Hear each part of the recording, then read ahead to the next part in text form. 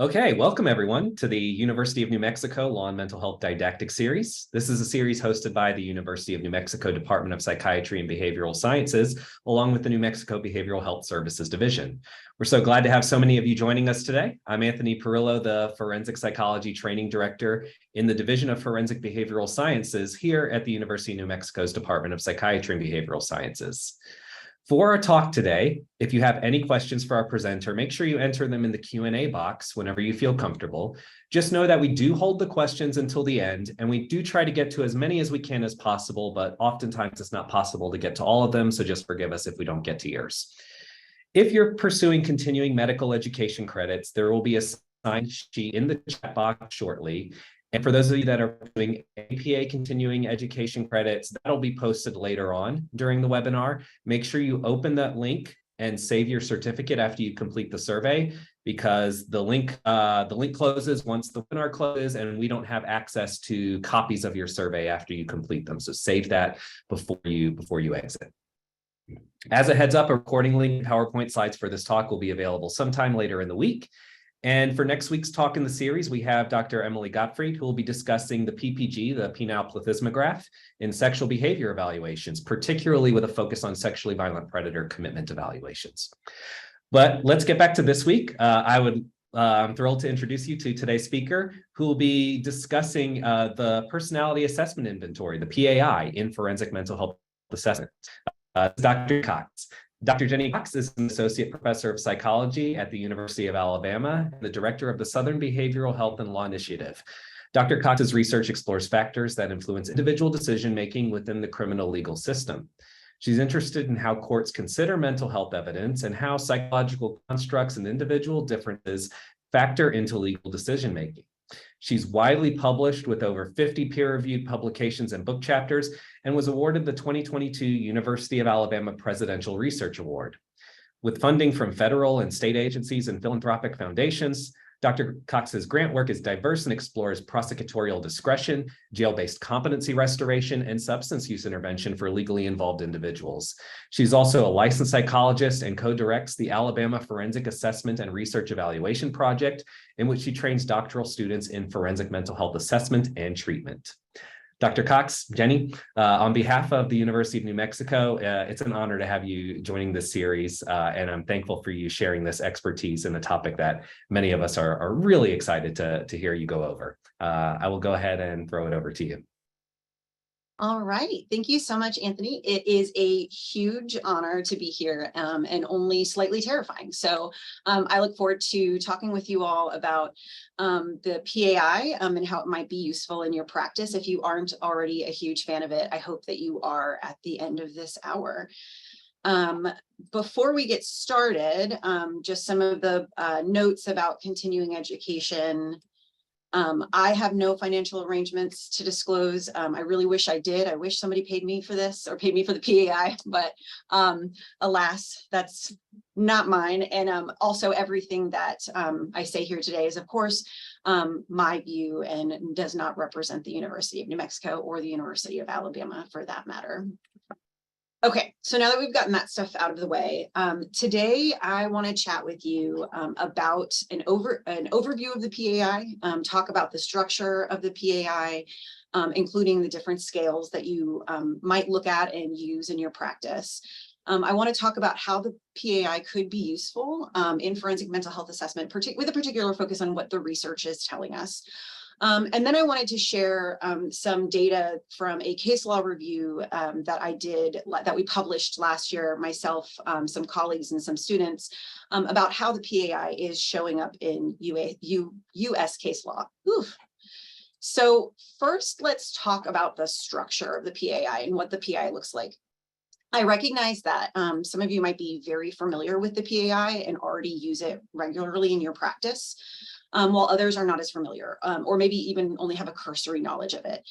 So I wanted to spend some time today in giving an overview. And for those of you who use the measure regularly, feel free to respond to those emails or play solitaire for the next 10 minutes. I think I just added myself in terms of what I do during faculty meetings. When I teach the PAI to graduate students, I start broadly. I approach it from a broad interpretation and then move to a more narrow interpretation and perspective. So that's what we're going to do today. But I'm specifically going to focus on the scales and the indices that tend to be more prominent in forensic assessment. So the PAI is a 344 item self-report measure. It is rated on a 4-point scale. So false, slightly true, mainly true, very true. The items are summed to create 18 non-overlapping scales that have clinical treatment and interpersonal indications. It also has 4 validity scales. It has diverse applications. It's a really broad measure. And for that reason, it's gained a lot of popularity in forensic and legal contexts because it can cover broad ground in a relatively short amount of time. So the PAI can take anywhere between 45 minutes to an hour and 15 minutes to take. So considering it's so broad, it can save a lot of time. And it also only requires a 4th grade reading level, which can be particularly useful. Okay, so let's start with the validity indices. This is where you would start with your interpretation. After administration, you start with your interpretation. You're first going to start with your validity indices to see if you have a valid measure. So there are 4 validity indices. We'll start with our inconsistency scale. And this scale, all of the PAI scales, their labels are very face valid, which I appreciate. So inconsistency is just the extent to which the client is answering consistently throughout the measure. So there are 10 pairs of items with related content. Like one item might be, I have no trouble falling asleep, and its pair might be, I rarely have trouble falling asleep. And you would expect that the test taker would score themselves similarly on those 2 items. Inconsistency can elevate if there is careless responding, if there are reading problems, or if the examinee is confused about item content. The distribution for this scale is similar for clinical and non-clinical individuals, although the mean can be somewhat higher for a clinical population. Then we have infrequency, and these are a group of items that are bizarre, that are not bizarre, just improbable. So my favorite item from the infrequency scale, and I do have a favorite item, which I guess I'm telling on myself for how nerdy I am about the PAI. But my favorite item is, my favorite poet is Raymond Cortez. And I particularly like this item because when I have test takers, I frequently will get a, who is Raymond Cortez? And Raymond Cortez is a fictional person that the creator of the PAI, Les Morey, decided to put in. He does not exist. But another reason that this is my favorite item is because there is legend that some of Les Morey's graduate students back in the day had a bunch of t-shirts made for the lab that say, my favorite poet is Raymond Cortez. I've yet to see said t-shirt, but if someone in the audience knows where I can get one, please DM me. Infrequency can elevate for similar reasons: careless responding, participants responding randomly, or participants having an idiosyncratic interpretation of the items. Items are neutral with respect to psychopathology, and they're placed evenly throughout the test. So you're able to kind of ascertain the test takers, the extent to which they're paying attention and throughout the examination. Then there's NIM, the Negative Impression Management Scale. So items on NIM have low endorsement in both non-clinical and clinical populations. So an example item would be, I have no good memories from my childhood. So even folks in a clinical population aren't going to endorse that very true. Most people have at least one good memory from their childhood. When someone is spiking on NIM, it could suggest that they're attempting to provide an unfavorable impression of themselves. So I want to be clear, it's not a malingering scale. We'll talk about malingering throughout this presentation, but the NIM is really just an indication of how the examinee is attempting to portray themselves. And when NIM is elevated, it's telling us that the examinee is trying to portray themselves negatively. The opposite, we've got PIM. So we used to say in graduate school, when someone was PIMing, when PIM was high, it's exactly as the name would indicate. So, and with PIM, spikes indicate that the examinee is attempting to portray themselves in a positive light, or they're reluctant to admit minor flaws. An example from this scale is sometimes I'm too impatient.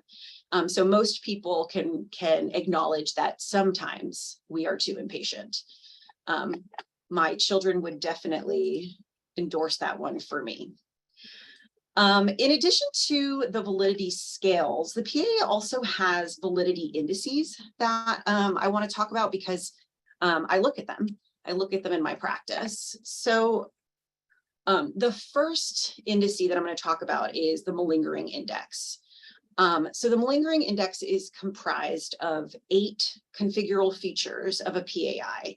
And these 8 features were frequently observed in individuals who were simulating mental health disorders and particularly severe mental illness. Scores range from 8 to 0, and any score above 3, according to the manual, any score above 3 should be investigated further. There's some research that suggests even a score of 2 or above might warrant further investigation. Scores above 5 are highly unusual in clinical samples and strongly suggest that the individual is attempting to portray themselves as experiencing symptoms that they're not genuinely experiencing.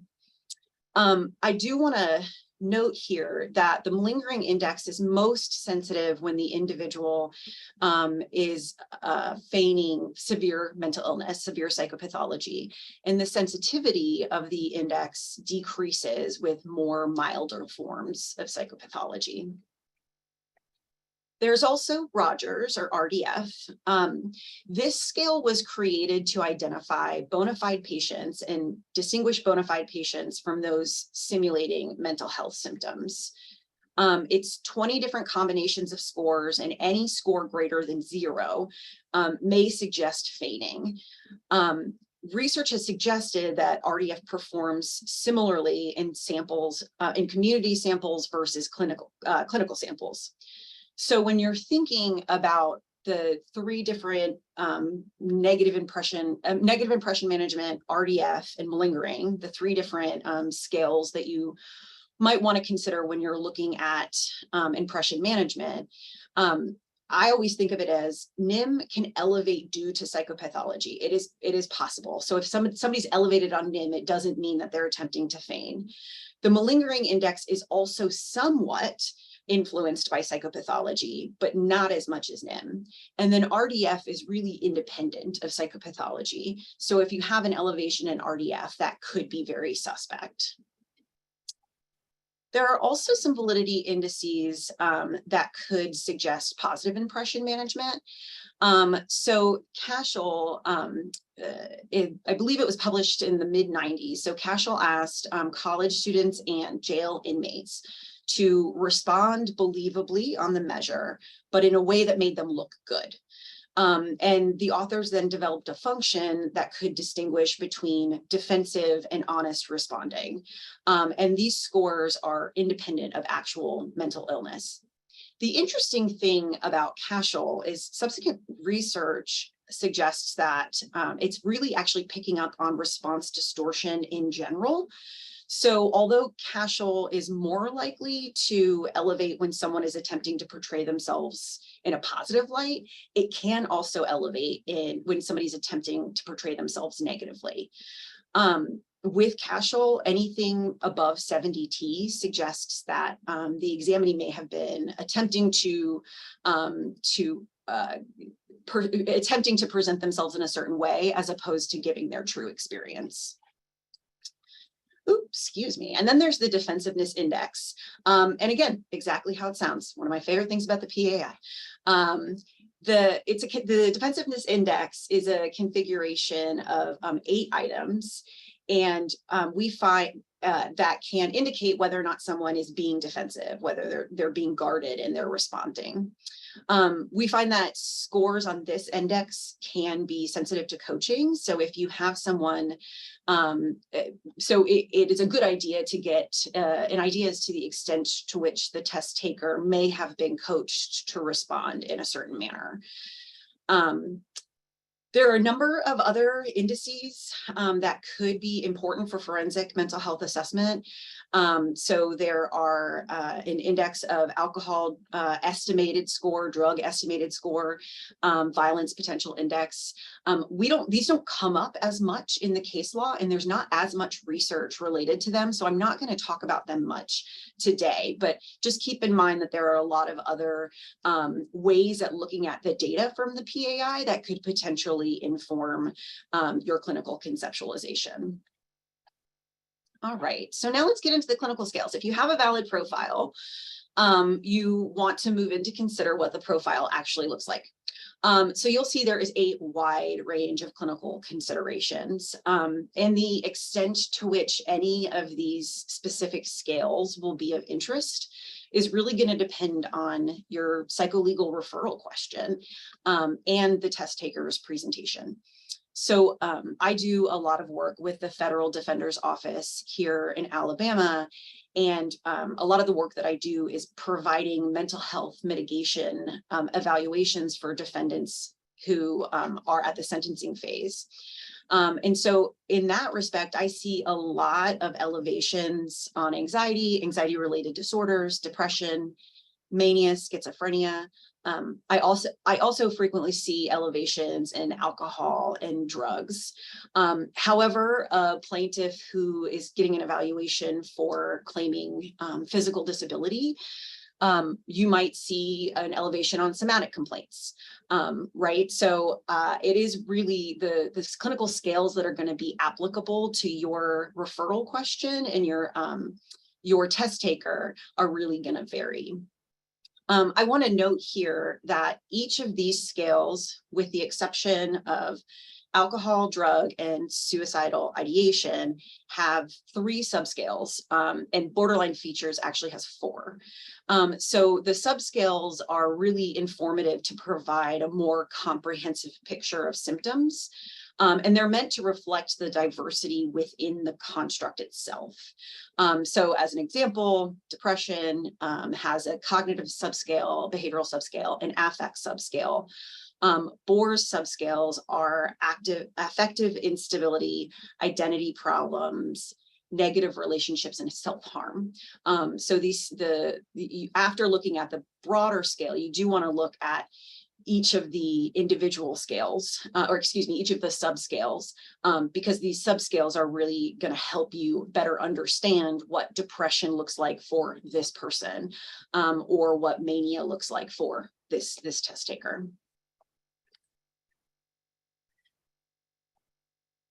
All right. So the PAI also has 3 scales that specifically concern the environment, which may have implications for treatment. Again, depending on your referral question and the presentation, these scales may or may not be of interest. In the sentencing mitigation work that I mentioned earlier, I frequently see elevations in stress, as someone facing sentence for a federal crime is likely pretty stressful. I also usually see depressions in the treatment rejection scale. So with treatment rejection, the higher the scale, the more likely, the more the individual is saying that they don't see a need for treatment.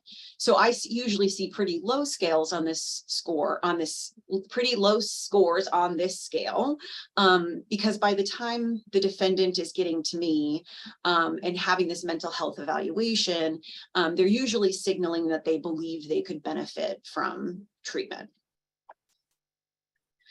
The final scales I'm going to talk about are the interpersonal style scales. So these scales provide information about how the individual interacts with other people, and the extent to which they're perceived to be dominant or warm. Anecdotally, these scales tend to play less of a role in my interpretation of a profile within the context of most of my forensic referrals. But again, that's going to depend on your referral question and your examinee. So I just wanted to show what the PAI looks like in action. This was a sexual risk assessment case that I did a few years ago. And I decided to talk about this case to highlight not only that the PAI could help my it could help me in identifying the individual symptoms and getting a better idea as to what the individual's broad experience was. But this case, it really helped. The PAI really helped me to understand how my own reaction and response to the defendant. And that really gave me a broader understanding of how the defendant exists in the world. Okay, so this defendant had committed an online offense, hence why it became federal. So he met a woman online and had a few direct messaging conversations with her, but it was fairly limited. I think it was limited to 2 or 3. He then proceeded to hire someone to track down the woman in real life and sexually assault her. Unfortunately for him, but fortunately for the woman and the rest of us, he actually hired a police officer. And so after they had collected enough evidence, he was subsequently arrested and no one was hurt. So the crime was heinous, no doubt. But it certainly wasn't the most heinous crime I've ever dealt with. And yet during the evaluation and afterwards, I found myself profoundly disliking this defendant. I felt like he was whiny and was complaining a lot, and I really just did not like interacting with him. And so because I was, having these feelings, I thought I really need to get some peer consultation because this is a sexual violence risk case. I need to kind of figure out what's going on so that I can remove this feeling of dislike as much as it's possible to do it from my determination of risk. So I approached my very brilliant colleague and friend, Lauren Coyce, for peer consultation. And at the time, she was teaching our graduate level forensic assessment course, and she suggested that I bring the case to the students and do, have group supervision with the students. So I filled the students in on the background information and then also shared with them what I was struggling with and that I couldn't figure it out. And then I took this profile and I put it up on the big screen. And the minute it was on the big screen, I had my aha moment because I could see that this bore being elevated, and I could see he has this affective instability. He has these identity problems. Excuse me here, let me move that. He was not taking any responsibility for his behavior, and he was coming across as very unlikable. So I didn't like him, and the PAI could tell me, well, you don't particularly like him because he is not particularly likable. I'm also just going to throw this up here just to show you all what the supplemental indices look like. So nothing really to look at here for this case, but here are negative distortion indicators, positive, and then you can see there are some supplemental clinical indicators. And I just wanted you to get familiar with what that looks like. Okay, so let's talk about how the PAI can be applied in the courtroom. Before we go into what the research says, I want to highlight the Frye and Daubert criteria. So first, the PAI has to be legally admissible, right, before we can actually use it to inform the court. So the standard set by Fry was that a scientific technique on which the evidence is based has to be generally accepted in the applicable field. Daubert was more specific. Daubert and Kumho-Tyre was more specific and stated the 4 criteria. The testimony had to be based on scientifically tested or testable theories. The theory and data gathering methods had to be subject to peer review. The theory had to result in known error rates, and the theory is generally accepted in the field. Of course, I have to put that disclaimer out there that these criteria are neither necessary nor sufficient for evidence to be admissible, because ultimately the judge is the gatekeeper there. So is the PAI legally admissible? Given that Daubert is the standard at the federal level and many states have adopted it, I'm going to look at the PAI from the Daubert criteria. So the PAI is indeed based on scientifically tested theories. Specifically, it was developed using a construct validation framework and a variety of generally accepted quantitative methods for scale development. The content and discriminant validity were central components in the test development. That really comes from the scales being independent of each other. So we have some confidence that it resulted in a construct valid measure. Regarding the second criteria, the PAI has been subject to numerous peer reviews and peer review publications, and that research is generally favorable toward the PAI. It suggests that the PAI has utility in forensic contexts. The third criteria is a bit less straightforward. So there are contexts in which the PAI has demonstrated robust sensitivity and specificity. However, as with any measure, the validity of the inferences that you draw is more complex and based on contextual factors. So what I mean by that is what you're using the PAI for really matters within the context of the psycholegal question. So Les Morey, the author, published a paper, I think it was 2011, where he talks about the Daubert criteria with the PAI. And I wrote down this quote because he said it better than I could. The error rate for any particular procedure may be quite different when applied, for example, in a custody evaluation context, as opposed to a maximum security correctional setting. Regarding the fourth criteria, again, so multiple forensic evaluators surveys have highlighted the PAI is a very popular measure, but still similar to criteria 3, the validity is really going to be contingent on the inferences drawn from the test scores. And are those inferences justifiable? And that's going to depend on a number of factors, including, the question that you're trying to answer, test administration, was it standardized? Was scoring standardized? The characteristics of the examinee, et cetera. So, kind of as a kind of silly example, if the court asks me to do an intelligence test, or if the court has questions about a defendant or a plaintiff's cognitive functioning, the PAI isn't going to be the measure that I'm going to use in that instance, right? There are much better measures that are generally accepted for that purpose. Okay, so what do we know about how the PAI is used? Let's say it's legally admissible to inform the psycholegal question. What can it tell us? So the PAI has a really broad focus. So it can help with a number of psycholegal referral questions, assuming the clinical presentation then is tied to how we need to answer that question. So we know that the PAI may have potential utility in informing a defendant's or plaintiff's psychopathology.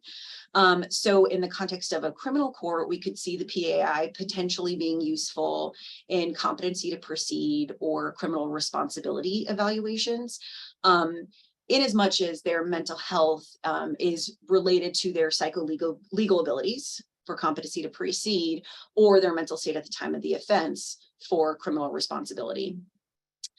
In that 2022 case law survey that I referenced earlier, and we'll talk about at the end, we found that the PAI was used quite a bit in Social Security disability evaluations.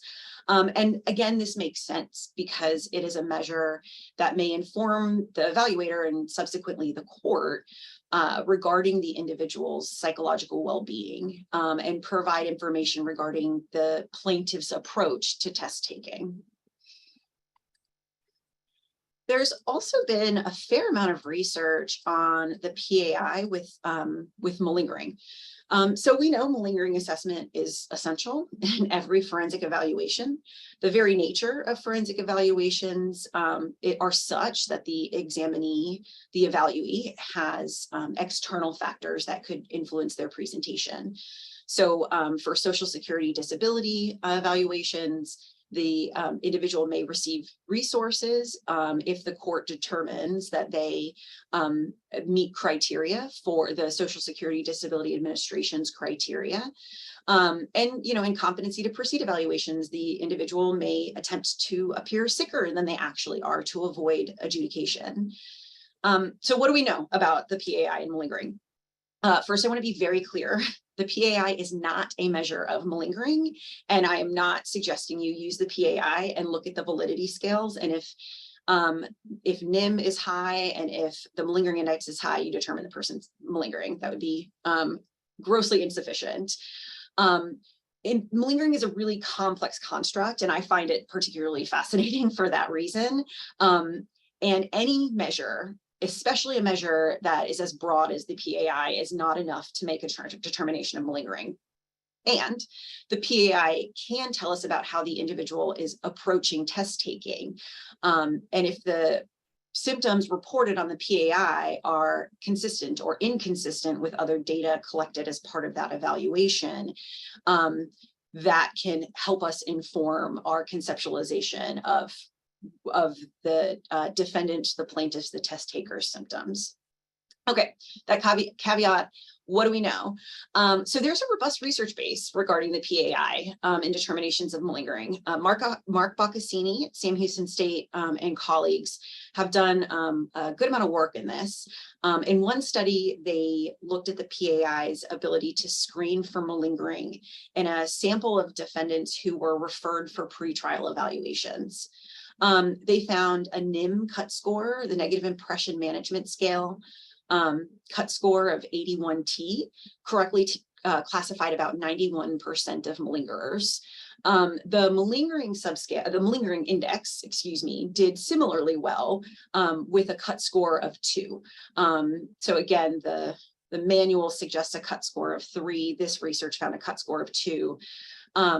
However, the RDF, in this study at least, the RDF did relatively poorly. So it only correctly classified about 54% of malingerers, which is just over chance. This is consistent with Roger's own, the creator of the RDF's own assertion that the RDF should not be applied in forensic settings. But there is some ambiguity in the research. So in 2009, Haas and Boccassini published a meta-analysis of NIM and malingering in RDF to identify overreporting. They, in this meta-analysis, differentiated between coached malingering, so examinees who were instructed to malinger, and uncoached malingering. And they also considered whether the study included a simulation group, so healthy individuals instructed to malinger, or a criterion group, so individuals believed to be experiencing genuine psychopathology based on some external criteria. And their results suggest that each of the scales, negative impression management, malingering, and RDF, were strong predictors of malingering, although for uncoached malingering, the effect sizes were much larger. So what does this mean? I think given the high stakes of legal trials and the inconsistent performance of the RDF, I read the research to suggest that both NIM and the malingering index may be good indications of impression management. Well, again, keeping in mind that these are just going to be, it's just going to be one data point in a broader assessment of someone's feigning. There is also a good amount of research out there on the PAI and risk assessment.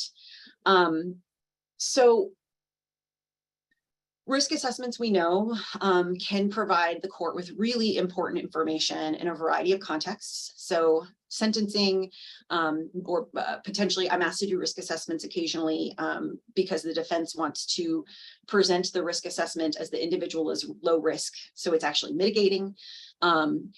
Parole, if an offender remains under a court's jurisdiction, placement considerations, etc. So what do we know? There was a 2015 meta-analysis that looked at the PAI as a predictor of institutional misconduct, recidivism, and violence. And they looked at I believe over 20 studies. And they specifically found that antisocial features, and the AG scale, aggression, emerged as moderate predictors of misbehavior. Effect sizes for institutional misconduct were the highest. And so ANT and AG were both good predictors of institutional misconduct. For recidivism, effect sizes were somewhat smaller for both ANT and AG, and they were actually relatively smaller than measures specifically designed to predict recidivism, like the HCR20, for example. And then when the study defined the misbehavior as violence, effect sizes were only small to moderate, and much smaller relative to measures like the HCR20 designed to predict risk.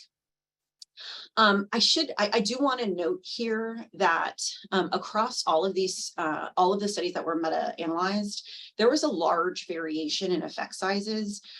So there are likely some moderators, like population type, that could be at play here. And so I think the take home is the PAI, particularly ANT and AG scales, the ANT and AG scales of the PAI can inform likelihood for institutional misconduct and potential likelihood for recidivism. I would not substitute those scales for a full-blown measure of recidivism a full-blown measure of violence risk if my referral question is violence risk. However, if I'm in a treatment setting and we are doing treatment, we're trying to create a treatment protocol, I might look at those scales to indicate whether or not I need to move on to do an actual violence risk assessment. Okay, so of course, in any evaluation, as forensic evaluators, we also need to consider cultural and demographic factors that could potentially impact test administration and interpretation. There is some evidence that courts are increasingly cognizant of test bias and differing validity of different psychological instruments. The UART v. Canada case about risk assessment comes to mind. In that case, an indigenous defendant successfully argued the risk assessment instruments that the correctional services use for parole determinations had limited validity with indigenous offenders because they were predominantly standardized on non-indigenous populations. But thankfully, there is some evidence that as forensic evaluators, we already are acting in accordance with cultural competency practices, or at least we're moving towards that. So there was I believe it was 2016 or 2017 survey by Lauren Coyce that found that evaluators report they always or almost always consider acculturation and the test takers various identities when they're selecting tests and interpreting tests. So this is, promising that as evaluators, we're at least reporting doing this. But of course, this is also self-report. So the extent to which those findings actually translate to practice, to be decided. In terms of the PAI specifically, so the PAI was developed on 3 different populations, a stratified sampling of community dwelling adults, US Census match stratified sample of community-based adults, undergrad college students, and a sample of inpatient adults. And so the PAI was in the process of this. The Moore used a US Census-based standardization sample, and he used direct stratification and representative sampling. So what does that mean? It means they looked at what the US sample looked like, the US population looked like at the time, and they recruited and included participants that reflected that population. That being said, there is relatively less research out there on the PAI regarding cultural considerations compared to other measures like the MMPI. In preparation for a presentation a year ago, I went down a rabbit hole, a Google Scholar rabbit hole, trying to read as much as I could, and there wasn't a lot out there. And in preparation for this, I did the same, and I wasn't surprised to find that while there are some studies published, there's a 2019 study that looked at differences between white populations and Latino Hispanic populations, and looked at differences in test scores. The research is out there, it's just there's not as much.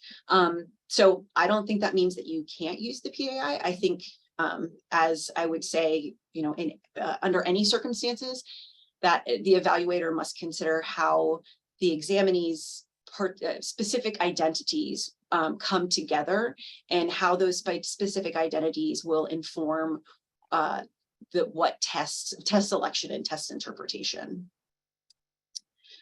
Okay, so last but not least, I just want to quickly review the results of a case law survey that I published last year with 2 students who are now doctors, Dr. Lauren Moe and Dr. Elizabeth Bounds, as well as mentors turned colleagues. And so case law reviews are a really interesting way to attempt to understand how US courts, or how courts in general, but in this case, we look specifically at US courts, consider mental health evidence. So a co-author and my mentor, John Edens, had published a case law review of the PAI in 2006. So we looked at from 2006 to, I think, January 1st, 2006 to the end of 2021. And we went into Nexus Uni, which is LexisNexis for us old school folks, which is a legal database that includes decisions from US district courts, courts of appeal, Supreme Court, and state appellate courts. And we add in search terms, and we identify all of the cases that where the terms personality assessment inventory popped up. And after reading through those, you know, a lot we could toss because they were talking about general personality assessment rather than the PAI. We identified over 500 cases, and we coded 200 of those, which is about 38%. In coding cases, we looked for kind of what is the jurisdiction, what was the case type, what was the legal issue. We also wanted to know who was introducing the PAI, what scales were discussed, was the PAI's admissibility challenged, et cetera. We also, have a lot, within this whole research team, we have a lot of experience with case law reviews. And so our focus on this one was really kind of a larger focus on kind of qualitative coding, because we know that there's so much discrepancy in different decisions. Judges have complete discretion regarding what they include in their decision. And so it wasn't a clean cut, you know, we knew that they were going to talk about the PAI and all the scales. one case law decision might talk about the PAI in depth and another might just allude to the PAI. So keep that in mind in terms of limitations of our methodology. So unsurprisingly, the PAI is increasingly used. We see this in research too. The research on the measure is going up. Edens found this in his 2006 paper. Regarding civil court, so we actually found that the PAI was used to inform a variety of legal decisions, and the vast majority were Social Security disability claims and appeals of rejected claims specifically. And you know, we think that this is probably because of the nature of cases that are included in the Nexus Uni database. As opposed to, you know, there being tons and tons of Social Security disability appellate cases out there. Because there were so many SSD cases, I wanted to talk about them for just a second. So we saw that the scales were being used to indicate psychopathology and psychosocial functioning, which is, you know, what we would expect. We also found that the validity scales were being used to either help establish the claimant's credibility or as an indicator that the claimant was not credible. We frequently saw that the PAI was mischaracterized as a behavioral measure.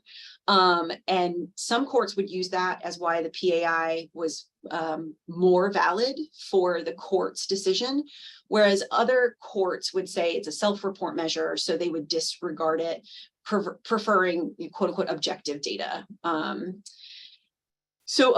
of course, we found that malingering and deception were central considerations in these SSD contexts, and about over a fourth of the cases that we coded, the PAI was used to talk about whether or not the individual was malingering or feigning psychopathology. I should also note that the PAI, that PAR does have supplementary interpretation approaches for specific groups. So if you find yourself working in personal injury or SSD evaluations, there are other interpretive approaches that may be helpful for your work. And in terms of criminal court, we weren't surprised to see that the PAI was used again to inform a lot of legal issues, but a good portion of these were competence to proceed and mental state at the time of the offense. And in reading through these, the evaluator and subsequently the court was pointing to the PAI as an indication of the test taker's psychopathology. I'm running out of time here. I love to talk about the PAI all day, any day. I do want to just briefly talk about legal challenges, because that was something that we were particularly interested in when the court, when a side or the court doesn't challenges the utility of the PAI. What's going on there? We're really interested in that piece. So we found a couple of cases. So of the 200 that we coded, there was only actually 6 challenges to the PAI. So that's suggesting that you know, it is a generally accepted measure. In these 6 challenges, we found that the challenges were either for administration or interpretation. And I'm not actually going to go through each of these for interest of time. I will point out in the in re marriage of Amar, the plaintiff in this case was arguing that the PAI, which was used by the court retained expert, had limited utility in child custody evaluations. Unfortunately, the published decision does not include any specific concerns, like why is there limited utility, or any evidence that the plaintiff's expert presented to support their opinion. So we just know that the plaintiff was saying there's limited utility. Ultimately, the court disagreed with the plaintiff and entered the PAI into evidence and relied on the PAI in making their decision. Another piece that I think would be an interesting thing to highlight is the Williams v. Commissioner of Social Security. In this case, the the Social Security administrator was dismissing the PAI evidence and saying it was not medical evidence, it was mental health evidence, and therefore they did not need to consider it. And the court disagreed and specifically characterized the PAI as medically relevant evidence within the context of Social Security disability evaluations. So what are the take-home points? What do I hope you walk away from, if nothing else? So I would argue the PAI likely meets the Daubert or Frye criteria. Again, I can't iterate this enough, that really depends on what the psycholegal question is, and who your examinee is. But assuming you're using the PAI in some of these, within these contexts, so to inform the clinical presentation, potentially to highlight one, potentially as one piece of data to assess feigning or malingering, and one piece of data to assess for violence risk, the PAI may be really useful in this context. And then finally, our case law review really suggests that it's popular and it's rarely challenged. And I don't mean to imply, hey, they're just going to let you do it, nobody's going to challenge you if you give this measure. Instead, I think the fact that it's rarely challenged really highlights that this is a measure that experts under many conditions feel comfortable using and believe is applicable in forensic mental health assessment. Okay, I will stop talking now. That was a lot of talking. I am also going to throw up this evaluation link, and I'm happy to take questions. Thank you so much, Dr. Cox, Jenny, for that very helpful, broad-based overview of the PAI. You will take questions indeed. I think in the year that I've been doing this so far, this is probably the most questions I have up front. I'm going to do the best I can to consolidate and merge. I'm just going to let the audience know it will not be possible for me to remotely get to all of these. So I will do my best to throw out a series to Jenny, and she will be more than happy to answer some of these. I'll start with just one little info for you, given how many people asked questions. I'm sending you the private chat now because I didn't know if they wanted it public, because someone said that is true about the t-shirts that you said for Leslie Morey, and they have somebody for you to contact Yes, that might be able to get you that in. So I've sent you a private message there with the info there, because I didn't know if that name was intended to be spread out there. So all of the work and anxiety that went into this presentation now paid off. Thank you. Absolutely. Someone asked if you have a brief way of evaluating for reading level on the PAI, and the context that they're providing is particularly in practicing in the rural South. A report that someone graduated in high school doesn't necessarily mean, of course, that they read at what the test author would call a 4th grade level. So any thoughts on how you evaluate and account for that? Yeah, I mean, so I would have to go into the RAT manual, but I would suggest the RAT, which I also obviously practice in the Deep South, and I can understand this as a concern. I would look at the RAT. It's you can just Google RAT reading assessment, because of course the name is not coming to me right now, the full name of it, but it is a quick measure of reading ability. And so as long as it's appropriate for forensic context, which I do remember using it on internship, but that was also 47 and a half years ago at this point. So I'm not up to date in the literature there.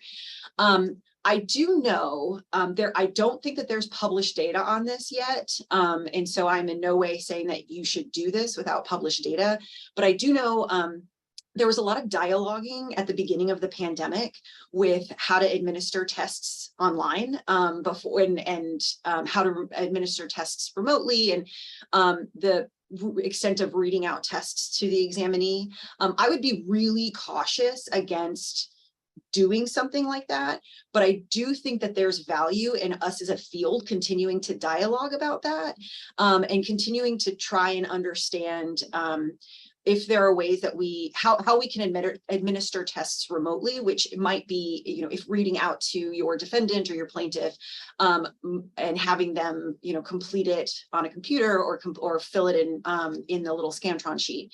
Again, I'm not suggesting that you should do that. I'm just saying, I think that as a field, we should be having more conversations about this, because the pandemic taught us anything, it's that we really are going to have to be flexible in how we approach this work. Several people chimed in about the wide range achievement test. Thank you. Particularly this yes. Right now, some people with the caveat saying it's better assessment of reading recognition than comprehension per se, but a number of different people chiming in there. Several people asked questions about validity, and interestingly, a couple of people brought up the exact same 2 item examples in there. So I figured I have to merge these questions together here. Somebody asked if you could speak to how you handle answers that could reflect perhaps a lack of access to healthcare and housing instability. The examples they're talking about is everyone looking forward to a trip to the dentist or receiving ads in the mail that you don't really want. Those kind of items can render the measure invalid. How do you handle that?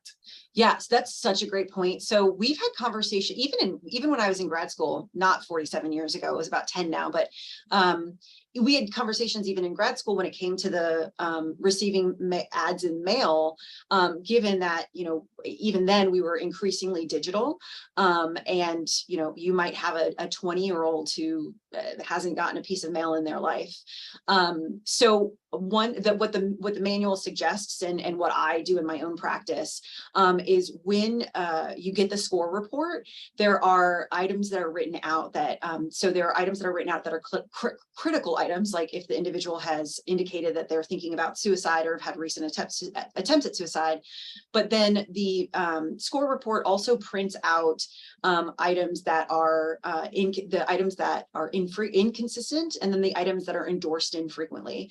So in that instance, I look at the printout. The manual suggests you look at the printout and you identify what are those items, and then talk with the examinee to see was there just a misunderstanding, or was kind of what was going on? Was the examinee not paying attention, or was it a misunderstanding?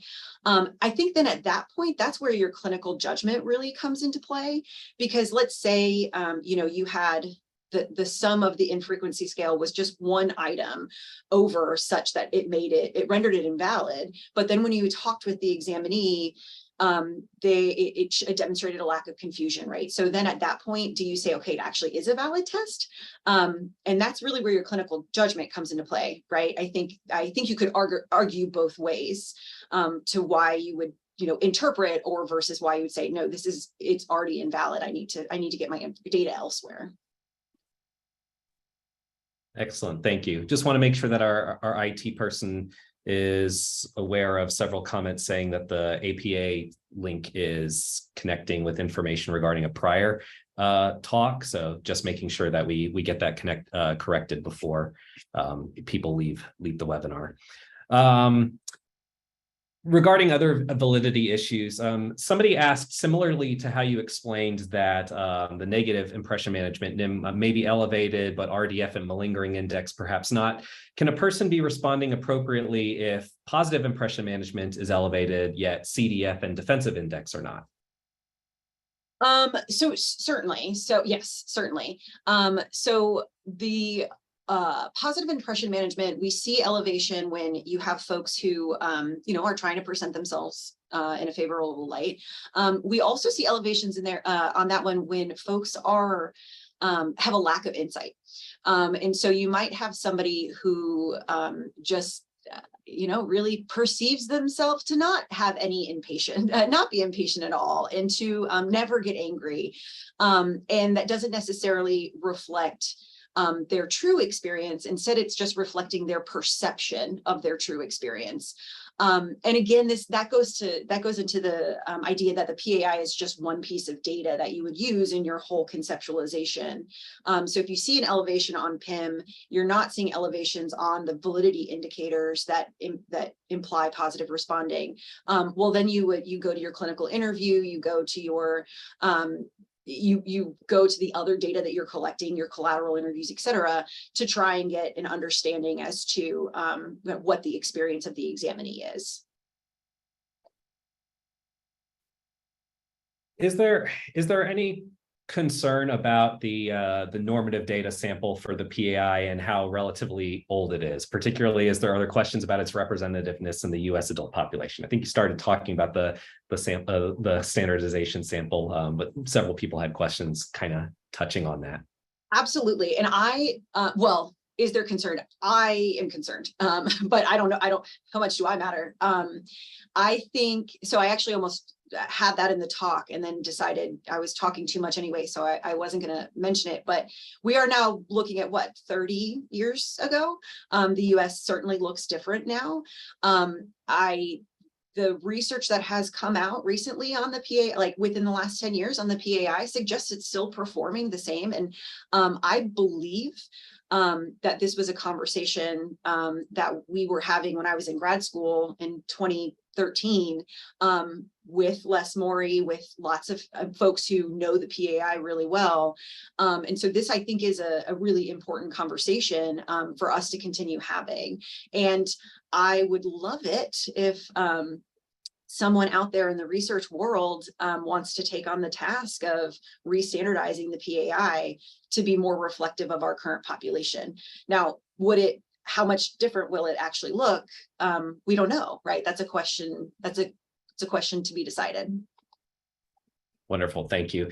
For the people in the audience, I am hearing that the QR code, if you scan that directly, and the link that's been posted as of 11:53 and noon, regardless of any content that it says, it will connect for today's CEU surveys.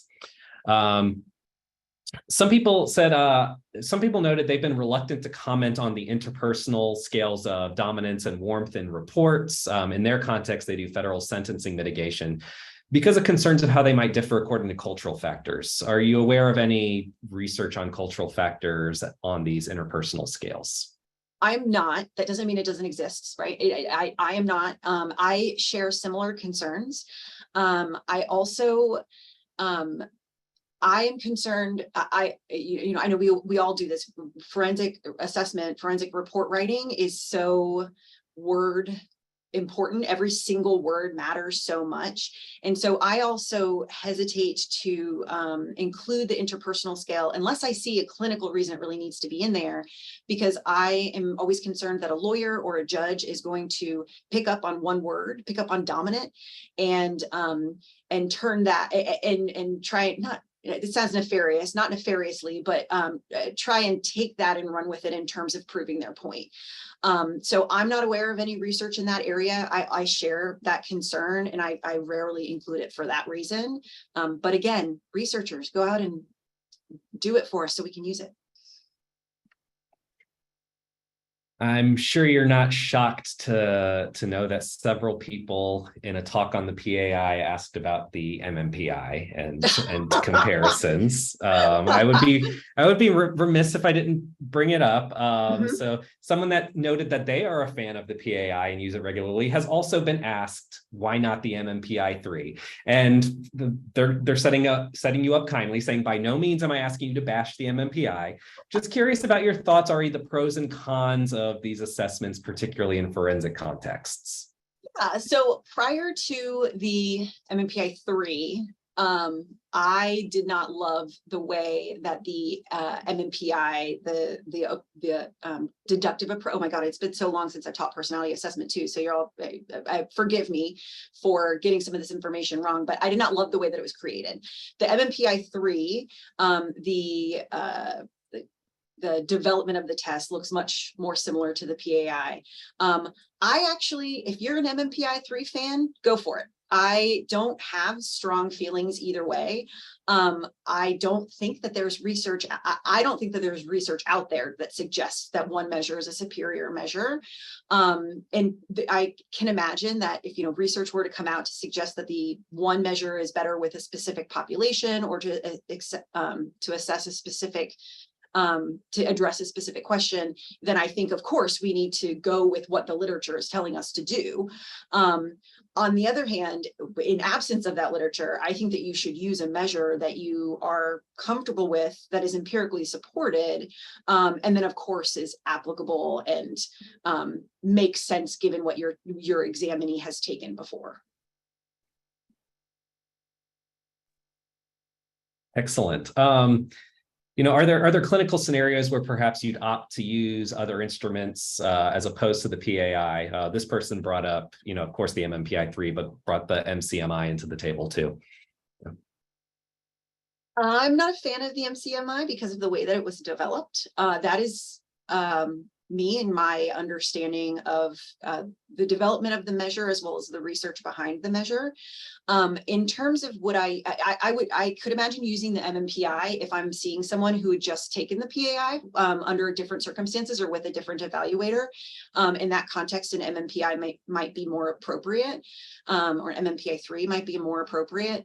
I'm not a neuropsychologist, and I'm very pro flexible batteries, and pro adapting what your battery is, what your tests are to your situation. So if I had an examinee come to me and they'd just taken a PAI with a different evaluator, I may give them the MMPI-3 instead, or I may, depending on the circumstances, just ask to have access to the other evaluator's data. Yeah, so that's what I would do. Fair enough. Somebody asked about the PAI-A in forensic context, the adolescent version, and if you could briefly discuss that. I can tell you to check out the work of Nora Charles. I believe Nora's at University of Southern Mississippi. But anyway, Nora Charles has done a lot of work on the PAI-A and had an excellent paper last year on the PAI-A in forensic context. It was in the same special issue that our case law review was in. So rather than butchering it and getting stuff wrong, I just strongly suggest you look up her work and look up that paper. It's really great. Just before the last question, since people are wrapping up, make sure that they have the link. I'm getting multiple things here that the link still mentions a prior survey. The best I can do from the non-IT side here is apply the current findings to that survey. We have the dates and all that, and I will work with IT to make sure that this connects with today's date. So open that survey. Apply the questions the best you can to this current talk. As we wrap up here, there were questions of if forensic practitioners want to know more about the PAI, they haven't used it before. Are there any particular online or general trainings that you would recommend for somebody to learn more about the PAI? Yeah, so the Palo Alto training series that's run by Patty Zapp. I'm forgetting the name of it, but I'm sure someone can put it in the chat. They have, I believe John Edens has done an online training for them on the use of the PAI in correctional settings, and on the use of PAI in forensic mental health assessment. So I would direct you there if you're if you're a forensic mental health evaluator. It's a really comprehensive training. I believe it's 3 or 4 hours at least. And that can kind of get you acquainted with the measure, and then also you really get into the nitty gritty as to how it was created, how it has been applied, and then kind of how you would communicate your findings to the court. So that's Palo Alto. It's training through Palo Alto. I believe it's compact. Somebody put it in the chat. It's Concept, yeah. Concept. Thank you. Concept. Yes. And several people, very thankful for your talk, wanting to learn more and all that. If you could post your email address again that you had flashed. Yes. All right. So this is Dr. Cox, Jenny, who's done a very thorough overview of the PAI. I can't thank you enough for sharing all of this with everybody. Clearly, people have found it quite useful and informative. So that is up if you have any other questions for Dr. Cox. And that wraps up this week's Law and Mental Health series. We hope to see you next week when we have Dr. Emily Gottfried, who will be going over the PPG for sexual behavior assessments. Until then, we hope you have a great rest of your week, and we hope to see you again for another Law and Mental Health series. Thank you so much, Jenny. Bye.